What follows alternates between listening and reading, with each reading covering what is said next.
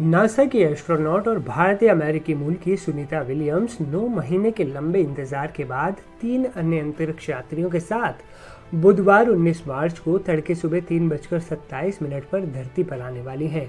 उन्हें वापस लाने की जिम्मेदारी स्पेसएक्स के स्पेसक्राफ्ट ड्रैगन पर है, जो उन्हें लेकर इंटरनेशनल स्पेस स्टेशन से निकल चुका है।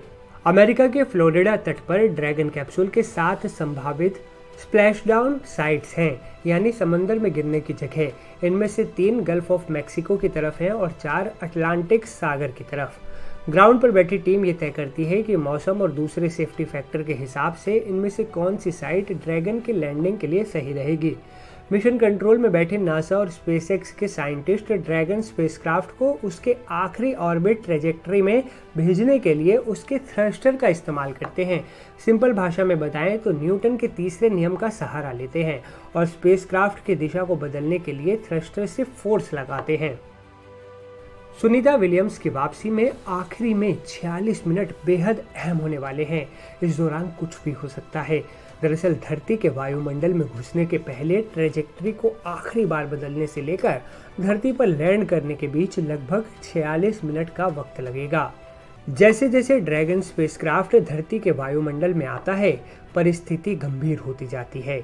वायुमंडल में घुसने के ठीक पहले ड्रैगन कैप्सूल अपने ट्रंक मॉड्यूलर से अलग हो जाता है, यानी धरती पर सिर्फ कैप्सूल वाला हिस्सा आता है और इसी के अंदर चारों अंतरिक्ष यात्री होंगे।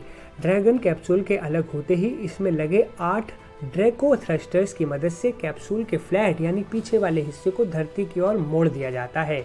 वजह है कि इसी फ्लैट पार्ट में हीट शील्ड लगे होते हैं, जो अत्यधिक तापमान की स्थिति को झेलने में इसे सक्षम बनाता है। ड्रैगन कैप्सूल 28,000 किलोमीटर प्रति घंटे की रफ्तार से धरती के वायुमंडल में गुजरता है। इस रफ्तार से जब कैप्सूल गुजरता है तो वायुमंडल से रगड़ खाता है और घर्षण यानी फ्रिक्शन की वजह से तापमान 7,000 डिग्री फ़ारेनहाइट तक पहुंच जाता है। इनमें भी 7 मिनट बहुत ज़्यादा क्रूशियल होते हैं।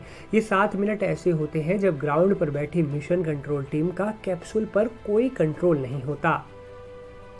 कैप्सूल के अंदर बैठे अंतरिक्ष यात्री अगर बाहर देखें तो उन्हें ऐसा लगेगा कि वो किसी आग के गोले में बैठे हैं, लेकिन उन्हें ये तापमान फील नहीं होता, क्योंकि कैप्सूल की ऊपरी परत में हीट शील्ड टाइल्स लगे होते हैं जो तापमान को अंदर नहीं जाने देते।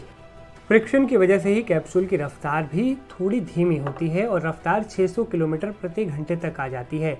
इस स्थिति में अंतरिक्ष यात्रियों पर धरती के गुरुत्वाकर्षण बल से 4-5 गुना ज़्यादा फोर्स लगेगी। रफ्तार कम होने के साथ तापमान भी कम होगा और कैप्सूल आग का गोला नहीं रह जाएगा। कैप्सूल वापस से ऑनलाइन आ जाएगा और मिशन कंट्रोल से उसका कनेक्शन वापस से बन जाएगा। इसके बाद बारी आएगी पैराशूट की।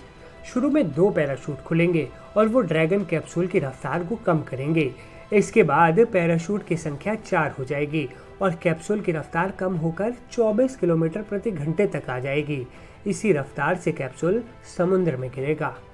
पानी में गिरने के बाद अंतरिक्ष यात्री अंदर ही बैठे रहेंगे। उसी समय ग्राउंड टीम वहां पहुंचेगी और कैप्सूल को समुद्र से बाहर निकालेगी। इसके बाद कैप्सूल को खोलकर अंदर बैठे अंतरिक्ष यात्रियों को बाहर निकाला जाएगा। तो ये थी सुनीता विलियम्स और बुच विल्मोर की वापसी की पूरी कहानी।